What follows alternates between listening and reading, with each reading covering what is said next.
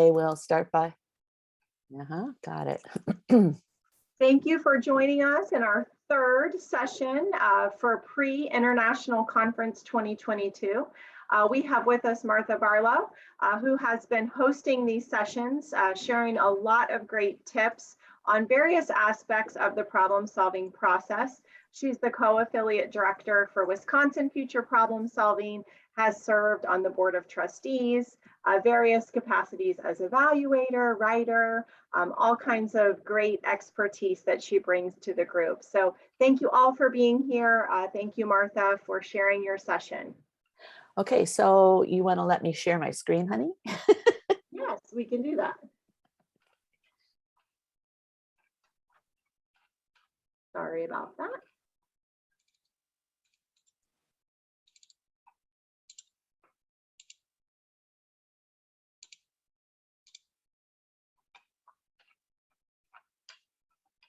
Okay, here we go.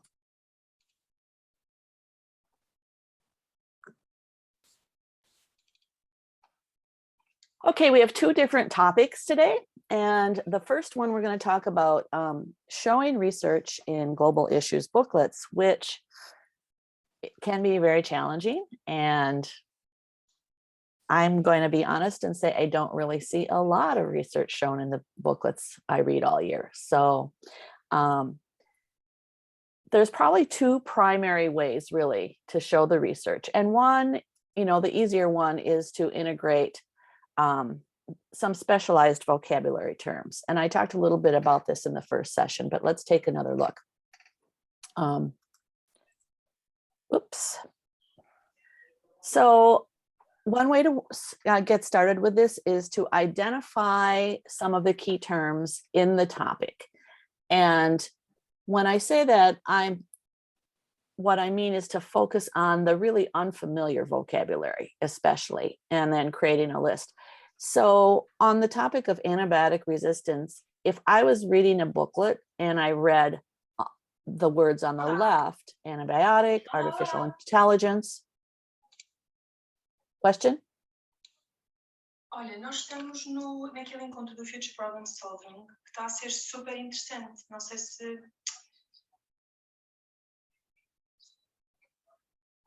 Okay. I think that was not somebody asking me a question, right? Okay.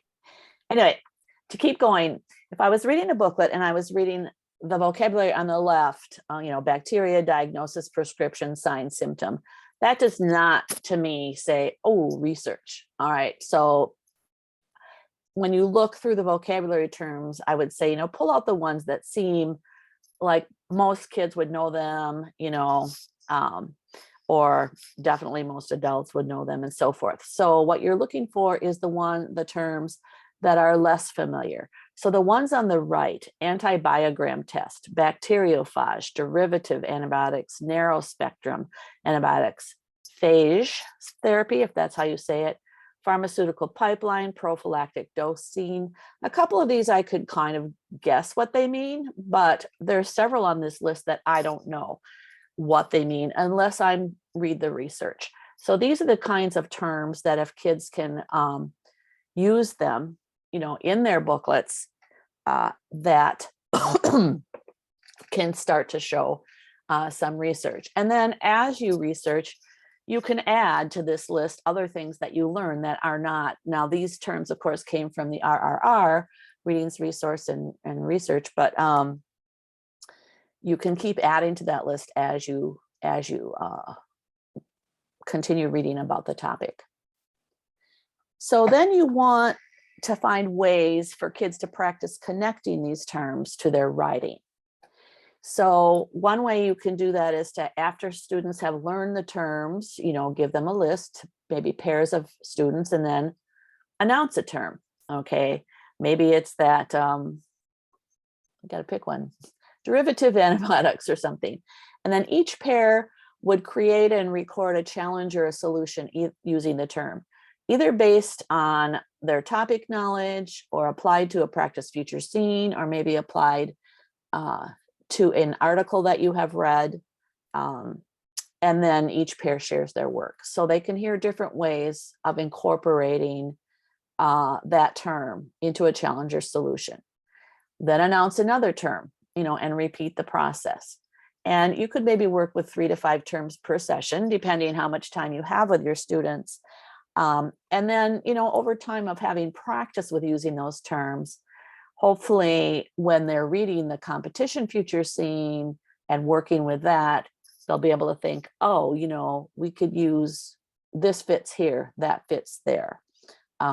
So one way to, practice getting those terms into the writing.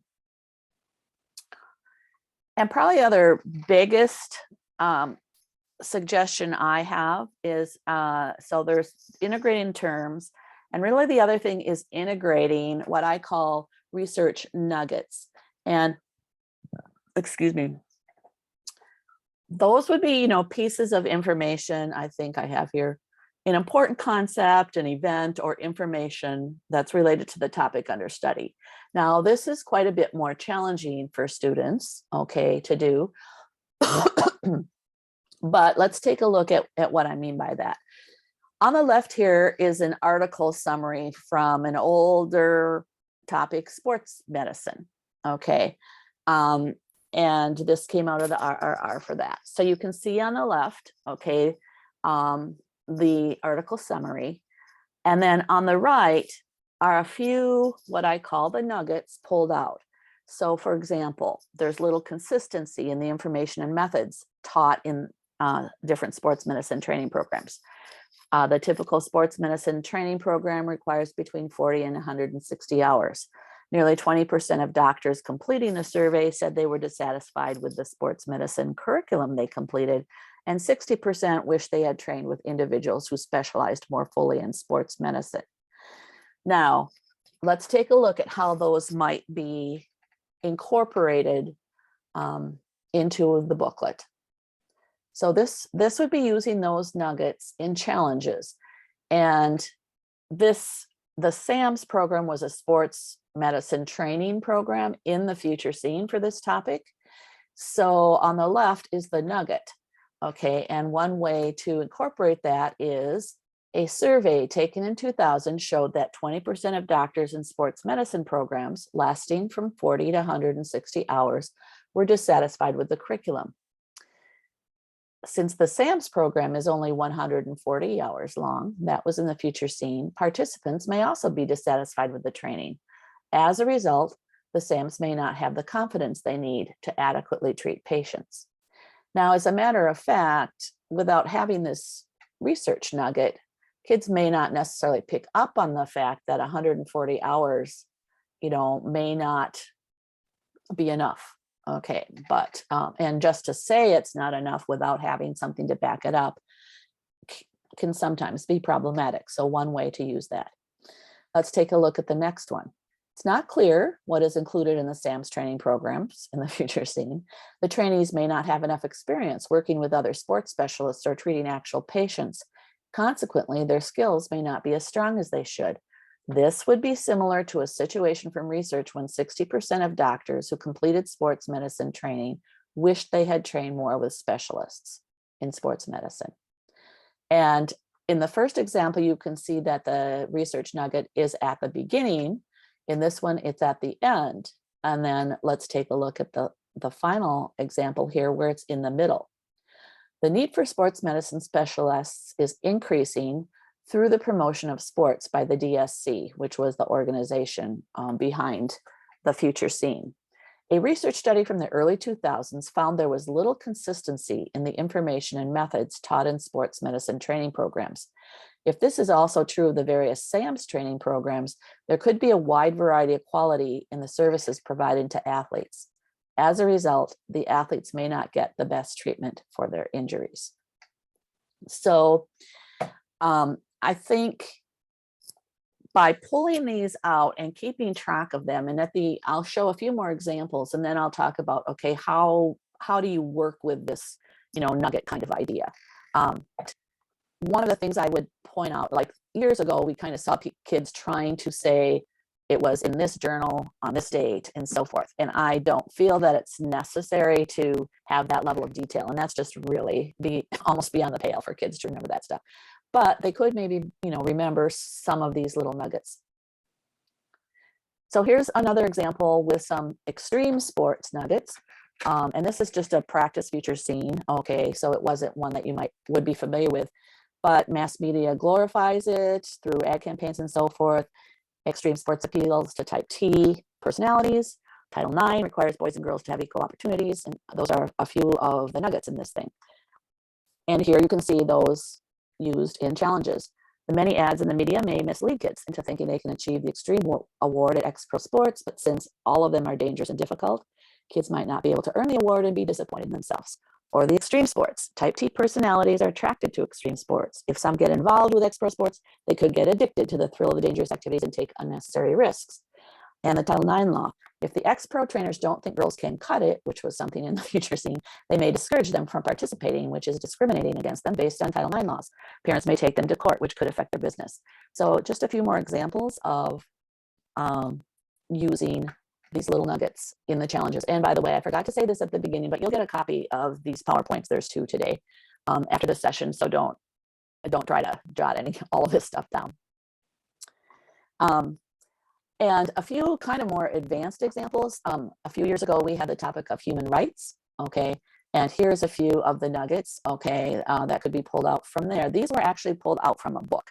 And when I worked with seniors, I'm retired now, but when I worked with seniors who had many years of experience, we'd read the RRR 1 week, then we'd go into articles, and then we'd go on to books. Actually, at the senior level, I would never do that with my middle kids, but okay, seniors, yeah. So this was information taken out of a book about courageous resistance. And so one example here is the Hutu civilians being encouraged by incendiary rhetoric on the radio, okay, to kill their countrymen. And the second one, somewhere in France, because they had a strong sense of community, okay, led by their ministers, they had this, collective courageous resistance, and they sheltered thousands of people. And then the third one, members were talked into gathering in central locations. They thought it was for their safety, but it allowed them to be slaughtered more efficiently. So this was a very challenging topic. And I won't read through all of these here, but once again, the nuggets on the left were used as the basis for coming up with some challenges. Okay, now these challenges, I'm going to say we came up with without having the future scene. So we were just basing them on our knowledge of the topic area. But they could pretty easily be attached to the future scene at any point. Now, I've kind of showed all of them in challenges, but you can also use the nuggets in solutions. It's just probably harder because you're really looking at solutions for a single keyword phrase or underlying problem. And so you don't have as wide an area that you're working with. But here are a few that could be used in solutions. So there was an owner of a hotel who bribed and softened up the militia so they wouldn't look for the people he was keeping hidden there. Another analysis by university professors showing people in times of injustice often encounter crossroads. They have to decide, are they going to be a perpetrator of injustice, a passive bystander, which actually supports the perpetrators, or a courageous resistor?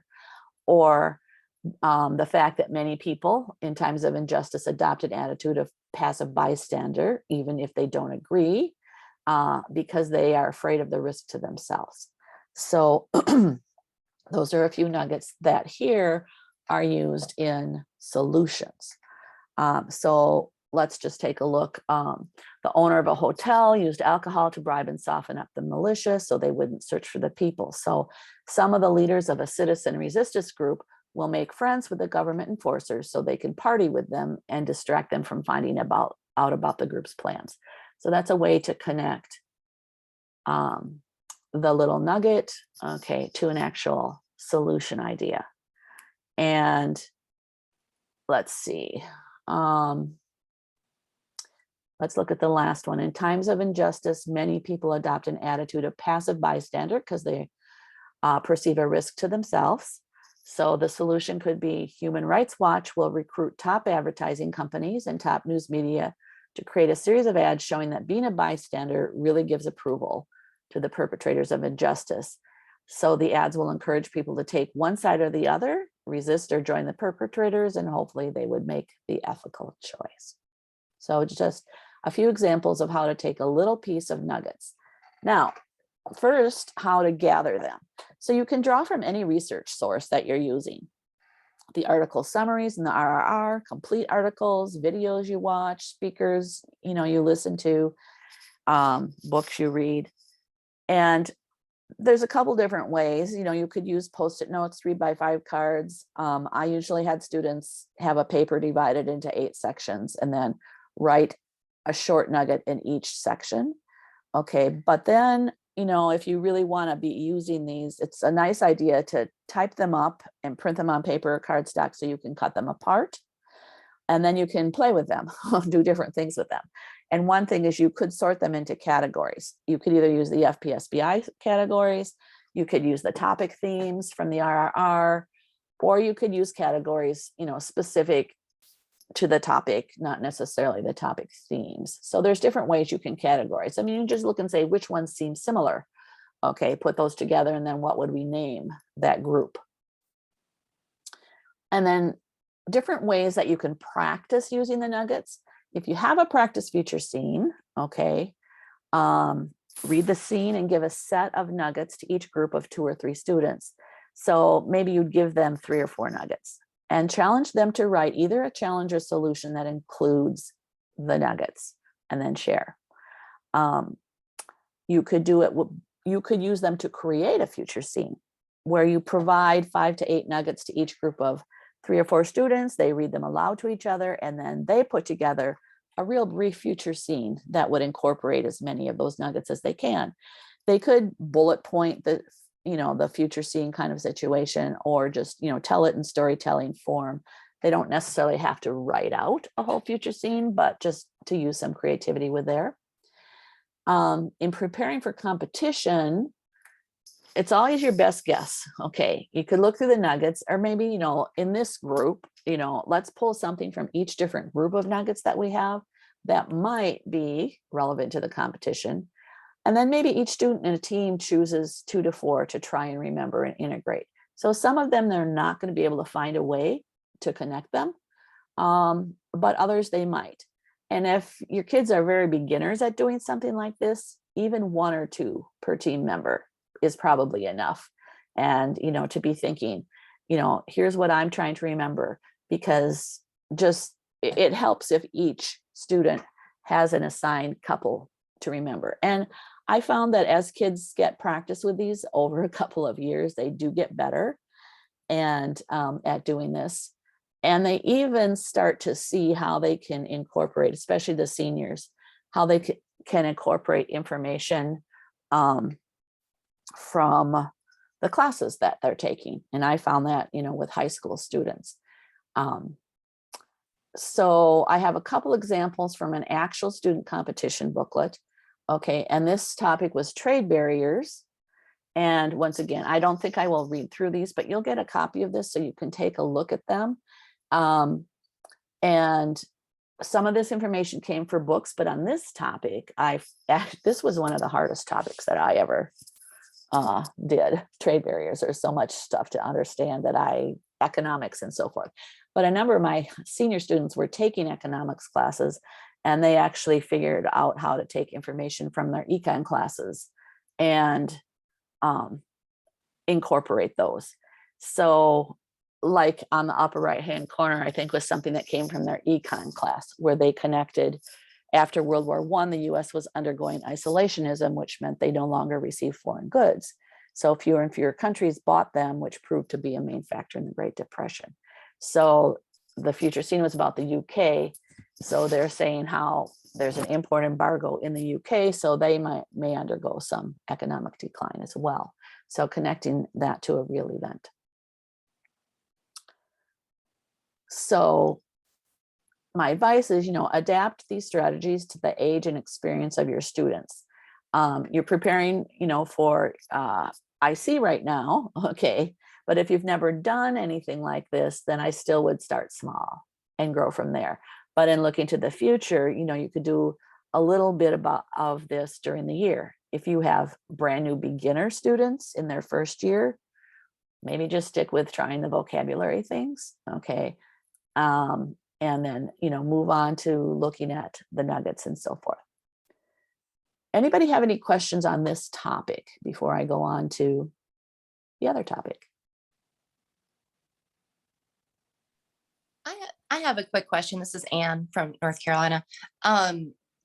We were in one of the earlier webinars that you did. I think it was the first one. An evaluator from Minnesota, who I know, who's terrific, who evaluates for us in North Carolina, mentioned that she really wants all of the who's and solutions to be real organizations. And that is not how I've ever taught my kids. I've taught them 90% of the time I'd like that. But if you feel like you are creating something and this doesn't exist yet, if you explain based, using research or based on what this need is you're trying to fill, you could create a company or an organization or something, explain what it is and what it will do.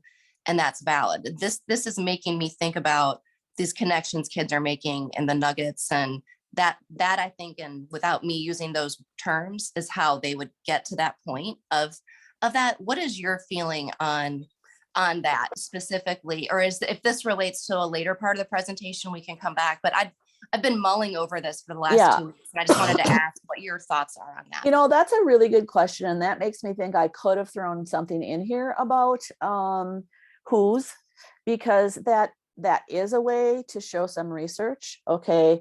And I remember now mentioning that, yes, in the first presentation. I'm not a stickler, okay, for this, but I do think even if you're suggesting real organizations, let's say, just a very brief identifier about what that organization's purpose is or what they do can be helpful. And so to me, the same thing would be true if you make up the title of the organization. Let's say, like you said, maybe it doesn't exist, okay, in the future, or you're assuming it doesn't, or you don't know a comparable one that would do the job, from the research. Making up a title and then a brief explanation of what that organization's role is could be helpful. I do think sometimes just to, make up, I've seen teens that make up just a bunch of different acronyms, and then say what the acronym is, but it's not that meaningful. I think the other thing is that you don't have to focus on organizations, but sometimes, focusing on who are the experts in the topic. So, for example, if it's a scientific topic, okay, what type of scientists are involved? Okay, so just to say scientists is pretty generic, or just to say the government will do this is pretty generic. But, scientists, like maybe it's, chemical,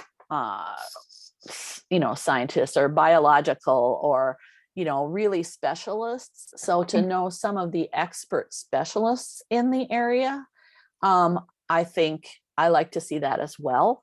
Okay. What I don't really like to see over and over is the organization from the future scene over and over is going to do this, is going to do that, is going to do this, because sometimes that organization is going to need experts, okay, to assist them. Okay. Or even if it was these experts from within the organization in the future scene will do such and such. So that is a good question. Like I said, I don't feel like they all have to be 100% real from the current, from the present. But if they do know some, and even if they say, this out of that organization, this one has grown and it does such and such, I think that's fine. I think it's just more, do they have an idea about what this organization is for? Instead of they just made it up in order to do this solution. Yeah, because I evaluate too, and I have always thought there was a difference between something that does seem sort of fanciful or not related, and something that would say XYZ group, an organization made up of geochemists who study blah, blah, blah, will partner with X to do Yes. Y. Like, to me, that's okay, even if that group doesn't exist, because they're Exactly. showing how they would have the expertise and the power and the interest to do it. It just seemed like that was, and I don't know if Lee is on the Zoom or not, but I would love to hear from her. And I should just email her, but it seems sort of like she had a hard line. Like, if I Google it and if it doesn't exist, you're not getting credit for the who. And that's not how I personally evaluate. Maybe I should, but that's also just not how I'm teaching my students, because I want them to think bigger about maybe Right. we're not working together right to figure out how to solve this, who can help us with it. So thank you. I definitely agree with what you just said there. Okay. All Like, right, this is a thank group you. of biochemists or whatever, to me, that's far more specific than just making up a group title. And, I think we don't see quite as much as we used to of like, this is, Justin Bieber's grandson, and he's going to do an entertainment thing or whatever, don't see as much of that as we may be used to, but I think what we're seeing more is just over and over, pulling the specific organizations and people from the future scene without expanding beyond that to show that some other stuff about the topic. So That's helpful. Thank you. that was a great question. And if I did this again, I'd probably throw some of that information into this PowerPoint too. So any other questions? I just want to mention everyone who would like the official evaluation guidelines, you can order those on our Mart and have a copy so that you can see what is exactly stated in the approved evaluation guidelines. Okay, great. I just have a question. If the way I'm not lucky enough, I have a bunch of students who are from different schools and we all meet once a month. Okay. So we're not lucky enough to kind of be able to do things in drips and drabs. Yeah. That we have to, it's far more effective for me to get them 4 hours once a month-ish. Okay. Because they all have to travel from different places and we have to find a day that they can all meet, Right. with their busy schedules. So how would you, if you don't have, 5 to 10 meetings, how would you try to kind of, and I try to give them homework a little bit, but to kind of work with this information, kind of, they have a longer time to really dig in, but they need to be able to get all that they need out of kind of just a couple sessions. Yeah. Yeah, I understand the challenge of that. And I understand the challenge of getting homework, because even when I would meet with kids once a week, I'd give them homework, but it didn't always get done. Right. I don't know. I think it's probably easier if you think across an entire year instead of just, we've got 1 month, here to less than a month now, okay, to get ready for IC. But, I think if early on in a meeting, okay, you would maybe have done, you'd prepped ahead of time and you have an article for them to read or a summary. You've pulled out the nuggets and you show them what those are. And then you show them, okay, what you might do with them, that, and say, we really want to get a bunch of these nuggets. So I would really need you to collect some of them before our next meeting. Okay. And you could even have, an additional set that you go on and have them practice with or something. But if you could get them to create some of those before the next meeting, and then with that amount of time, you may be, you're not going to spend your whole time on that, of course, but you might be able to have the time to pull to some of those together, to do some, putting them into groups of similar ones, or, and taking a few to, if you have a practice future scene to try with, and that sort of thing. Yeah. That would be my best suggestion. I mean, sometimes working backwards from having finished a booklet too can be helpful, not at this point in the year, really, probably, but if you've gathered nuggets and you found your kids didn't use any of them, in their booklet, taking a few and trying to look back and say, where could we have used these, can be a little bit of a practice as well. Yeah. That'll When I be mean, earlier like, in the year. yeah, when I mean like a month or two, I don't mean like here. I just mean because just the way the schedule is for the practice problem 1, practice problem 2, Mhm. qualifier, and then affiliate, you because we only meet once a month, Yeah. you only really get maybe 1 or 2 meetings Yes. between each cycle. So that's Yes. kind of what I was referring to. But thank you. Yeah, I understand what you're saying. And that's what I'm saying. I think if you could get them in between these big, long things to be putting together some nuggets, and then when you get together, you could try to do something with them. Right. But, Great. to gather them and organize them and do something with them all in one meeting would take, with your few meetings, would probably take an awful lot of time. Yeah. So, Thank and you. it's a start small thing. I don't know what level you're working with, but yeah, sometimes juniors, not as much. Seniors could do more with it. And then, the middles depends where they are, kind of. Yeah, these guys are 9th graders and they've been doing it since 4th grade. So it's not the process that they have problems with. It's Okay. specifically the research that they always get dinged with. Yeah. And so I'm like, at this point, they're not losing points. They're just leaving points Right. uncollected. So that's kind of where I want to try to level them up. Okay. And I would say as an evaluator, I'm pretty strict on the whole research thing. If I didn't see anything in the booklet, we don't go below 3 here in Wisconsin, but I would give 3s and 4s, for research if I literally didn't see any. If everything in the booklet came straight out of the future scene, okay.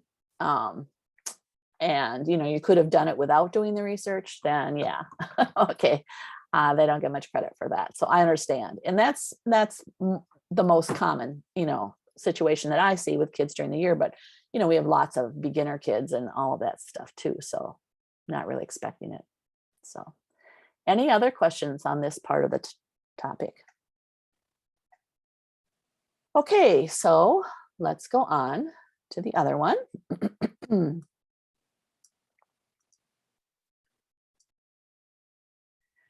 Okay, so this topic is enhancing a future perspective.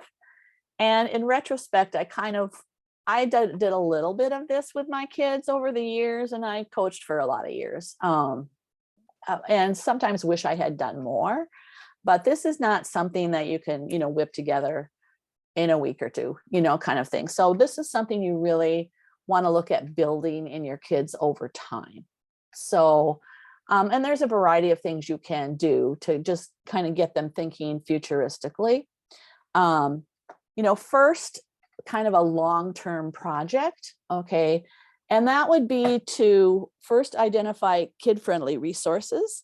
And actually, that's not all that easy because, in preparing this, I started Googling future trends and this and that. And a lot of stuff that came up, I'm like, is not kid-friendly. Okay, it's not even Martha Barlow friendly in some ways. Some of this stuff, it's way too technical, way too in-depth about different things. I did find these and I think in the PowerPoint, you should be able to click on these and get to them. But if over time you build a collection of resources that you could then easily use with your students, okay. And let me just click on this one to kind of show you what comes up.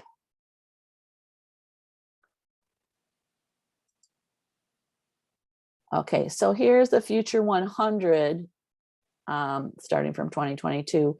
And they have a lot of things, okay? Culture, tech, and innovation. There's just a lot of different ideas, here. And these would be easy, easy to look at. So building a resource and then creating a collection. Okay. So a collection that your kids have access to. Now it used to be, you might post them in your room, but nowadays you might be creating an online collection and certainly inviting students to contribute when they find something. But these predictions and stuff, it's not like they go out of vogue in one year. You can create these over time. trends, inventions, predictions, technology. So in a collection, you would want to have the title, a description, and an illustration if at all possible, since kids are so visual these days. And here's just a couple of examples, okay, that I took from the thing I had just opened. That here's a prediction. Liquid immunity. Wellness activists will use liquids to supercharge their immune systems in the future. So that would be in a category of food and drink. Meta societies. There'll be a digital reality that reflects our physical lives or better versions of it. Coming soon. Kids might understand this better than I do. Okay. Microforests. This is a prediction. Mini forests will spring up in urban environments. It'll be a new form of public space. And so, you know, collecting these kind of things so that you can then use them at some point is kind of a long, like I said, a long-term project. I used to use what did they call it? The World Future Society used to have a magazine, and then every year they would have like a 6 to 8 page section of all these predictions, but they don't create that anymore. And so the last one was probably more than 10 years ago. I used to use those every year. And, but this is kind of along those lines. So that's the long-term project of, you know, creating a collection of future predictions and inventions and so forth. So some of the more immediate activities that you can do. One is a future force fit. And this is challenging for kids who haven't had a lot of creative thinking activities. But you would select random items from the collection and not thinking through what works and what doesn't work, but just random. And then challenge students to force the items into challenges or solutions for the topic or a future scene, and repeated intervals. And sometimes kids get just stumped, but the more they kind of practice this, where you can't see the fit right away, but if we keep thinking, maybe we can find a way for it to fit. And my colleague Lynn, okay, would do this with her kids a lot, not with from this collection I'm talking about, but more just look around at the objects in the room. There's a clock. Okay, how could a clock give you an idea for a challenge or a solution? Okay, there's a stapler. How could a stapler give you an idea for a challenge or solution? And she would practice that a lot with her kids. And then over time, she would find when they're writing their booklets that at some point when they were stuck, they'd start looking around, especially for solutions. And that's sometimes harder. Look around the room. Can I get some ideas from what's here? So here's a force fit for each of those ideas into a challenge or solution. So, you would, like take those 3 things that I showed and force fit them into a challenge or a solution. I guess I didn't did I do it? No, I didn't actually do it. But that, that would be what you could do. Okay, how could these microforests contribute? Okay, or how could we include them either in a challenge or solution? A lot of times these futuristic things are good in the solutions. So some imagination brainstorming, like select a topic or a category, and ask students to first brainstorm what's going on in the present, and then brainstorm what will be different in 30 years. You can forget the thing about the present if you don't have time. You could just jump to what's different in 30 years. But instead of just saying what's different in 30 years about anything, sometimes it's good to narrow that, like I said, to a topic or a category. And then you can repeat the exercise, because otherwise if you just, repeat it and say, okay, and you don't want to just change now 25 years, now 50 years, that's not going to really change their thinking that much. So here's an example. So brainstorm what's now, brainstorm what's in the future. And for these kind of things, I use a jot board a lot. Okay. We actually use jot boards for this kind of thing in our coach training sessions, but maybe you'd pick a topic like shopping. Okay. What is shopping like now? What might it look like in the future? Which makes me think about this book I read called Feed. Okay, where people had an implant in their head that was feeding stuff into them all the time, and it was giving them ads for stuff all the time. Now I'd hate that, but that's one kind of futuristic idea. Or you pick clothes. what could be different in the future about our clothing and so forth. Okay, so another thing you can do is called future technology. So maybe you've been researching and you've pulled out a few like solutions that have been suggested for, you know, the topic area that you're reading about. And then ask pairs of students to collaborate on inventing new technology that would help a solution. So here's a solution we read about. If we look 30 years down the road, what's some kind of technology, okay, that could be invented by then that would help facilitate this solution? Now, on things like this, as I mentioned earlier, I think maybe in the first session, I like as much as possible to have kids, you know, create large drawings with only colored markers. And in this case, maybe labeling all the parts. The large drawing and then the colored markers are kind of enhancing creativity a little bit, instead of, you know, making small drawings with pencils. So that would be my suggestion on that one.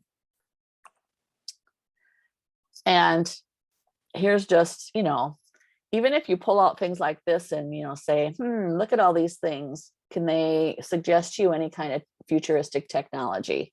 Or these might be things kids might come up with, as far as what is some technology that could really enhance a solution idea for the future. So you can play what if games and, you know, creating a list of what if questions that lead to future thinking. Now, I've seen in a lot of like publications for creative Because I thinking. could see that too, having like maybe like an armband that is like a computer or a hologram or something. So wearable technology would be good solutions to Bring that. emotions. So all emotions. Wearable technology would be a good solution instead of just a robot. Ooh. Yeah, we did. Okay, I don't know if they were talking to us or just to themselves. In a lot of publications, I have seen what if questions that are applied to the past. Okay, what if the Revolutionary War didn't happen? How would things be different? You know, what if this had happened in the past? How would things be different? But here you want what if questions that are, you know, pushing towards the future. And there's a lot of ways students could respond to a what if question. I mean, they can just, you know, throw out ideas, you know, you could have them write, you could do a think, pair, share, just discuss it, put them in partners or groups or whatever, full, you know, and from time to time, you know, you ask one of the questions and let students give it some thought. So here's like a couple examples. What if cash disappeared completely? Okay, we did have cashless society a while ago, a long time ago, but it hasn't disappeared completely. What if it did? What if most people live to 140? What if plants could let us know what they need? I saw that in some future prediction. Okay, what if all new building had to go up, not out? We couldn't take up any more land. We could only go up. What if all voting took place by phone? And, you know, what would be the consequences of those things? So those things would be, you know, pushing towards the future as far as activating some creativity. Now, I think in the last time somebody asked about a futures wheel, and I don't know that that person is here this time, but in a futures wheel is a really organized way, okay, of taking steps and moving out into the future. So you would start by identifying an event, an idea, a trend, or a what if related to the topic you're studying, if appropriate, but you can also just do it just to kind of practice that future thinking thing. Put that as a short phrase in the center circle, and then you brainstorm effects, and the effects can be positive or negative.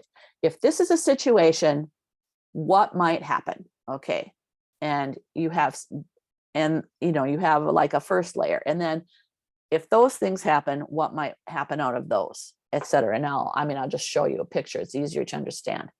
So here's one of those what ifs. What if people live to 140? Okay, so the yellow ones here are like called the first order effects. If they live to 140, okay, what might happen? And on the right, you can see what might go in those circles. Families could enjoy the company of multiple generations. People might experience more illnesses and diseases. People can have more experiences in their lives, like travel. or it might be hard to finance a very long retirement. So you can see, a couple of those are positive, a couple are negative. And then for the second order effects, okay, you would take one of those circles and then continue out. If one of the yellow circles is families can enjoy the company of multiple generations, okay, then what might, go out from there? And once again, go out into the third order effects, etc. So this is a real structured way to kind of think through, more structured than just how will things be different in 30 years situation. And I think one thing I'm going to say is I think it's helpful if the thing in the middle isn't automatically a negative, because I've seen an example of this with bullying in the middle, but then everything on the futures wheel was negative because bullying is such a negative thing to start with. So it's helpful if the thing is more of a neutral thing. Okay. You would think people living to 140 might be positive, but definitely might not be. So, another thing is to use the scenario stories that we have access to in your affiliate or from the international level. Reading aloud one of the winners, or having students read silently, and then talking about, okay, what visions for the future are in this story? Okay. And then what are the positives and negatives of that? And then, for the negatives, discussing what could have been done to avoid the negatives in this story. I think more than 50% of the scenario stories tend to paint a negative picture of the future. Okay. But once in a while, we'll get ones that paint a positive, picture of the future. But even, for the ones like, okay, what has gone wrong in this story in society, and how could, we prevent that, and why did that happen? And so, you can maybe take some of your favorite ones, or ones that you think will do the best. These are from some of our short story, some of our scenarios that actually won at the international level. My favorite is Skittles for Callisto, because that turns into it's a girl that was raised on Mars, and she thinks that Earth humans are not good, but she has to come back to Earth. And it's a really nice story. Whereas on the left, the Petite Compete is all about, these kids getting, kangaroo DNA and this stuff. And in the end, it's 4-year-olds, and a lot of them are dying, sort of situation. An example of one that turns really negative. But, you would have access to a lot of these kind of stories. Now, this is one I definitely did with my kids. And sometimes if it was a practice booklet, write as they were writing. So revisit a past booklet that they've written, or, in the practice problems where you don't have to stick, to the time limit, and you can help them if you want, and so forth. I remember one especially about future air flight, and there was a plane where people were mostly standing up. So their best solution was to have seat belts. And I was like, okay, that's not too futuristic. Okay. What could you do to make that seem like more than more of a futuristic idea? So they came back with, okay, there'd be like harnesses, you'd be suspended in the air. So if things juggled, you wouldn't like tip over or fall down. And then if there was some sudden movement, there'd be airbags, surrounding you and so forth. I mean, it was much better, other than just saying they're going to have seat belts. So, it's easy to do this, probably revisiting a past booklet, looking at your solution ideas and say, okay, how could we have made some of these more futuristic? And you can also do it with your action plan. Could we add some futuristic ideas into our action plan? So here's some examples. I mentioned seatbelts, suspended seats with air cushions. A lot of kids write about having classes. Well, how would you describe futuristic classes, like virtual reality lessons or some other technology? Instead of just advertising like we're used to, how about real-time crowdsourced surveys, and how would those work? Or instead of going to a store or on your computer, how about glasses that show the products? instead of normal meals, 3D printed food, or, instead of doctor visits, smart sensors that identify all your medical needs. So some of the ordinary stuff on the left, but, how you can make those ideas a little bit more futuristic. So those are, just a few ideas. And once again, I think it's like an over time thing. You don't develop a future perspective like in a week or two or one session or two. But, over time, you just can throw in, and these activities are all creative thinking, kinds of things. And, throw one in as you can across time. Any questions on this part?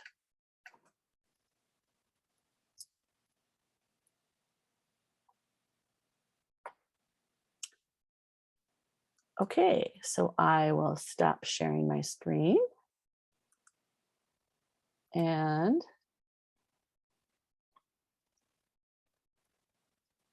any other comments or questions or things that people would like to share? I just want to thank you. These 3 sessions have been terrific, and I really think they're very, very valuable for all of us coaches and parents and evaluators to bring back to our affiliates and our students. So thank you you put a lot of time into these. Thank you very much. And thank you to April and FPS International for making these available. Okay, you're very welcome. Anyone else? Thank you, kids. Get some ideas. Have fun at IC if you're going, or in your school if you're not. We'll be there. Okay, awesome. Thank you. So sounds wonderful. Okay, well, have fun with your preparation and your future activities. So Thank you so much. And thank you to the coaches for being here and all the great things you're doing for our students to make tomorrow better for all of us. So I'm excited to see you at UMass or virtually on our conference app this year. So thank you so much. Thank you, April and Martha. okay. Take care.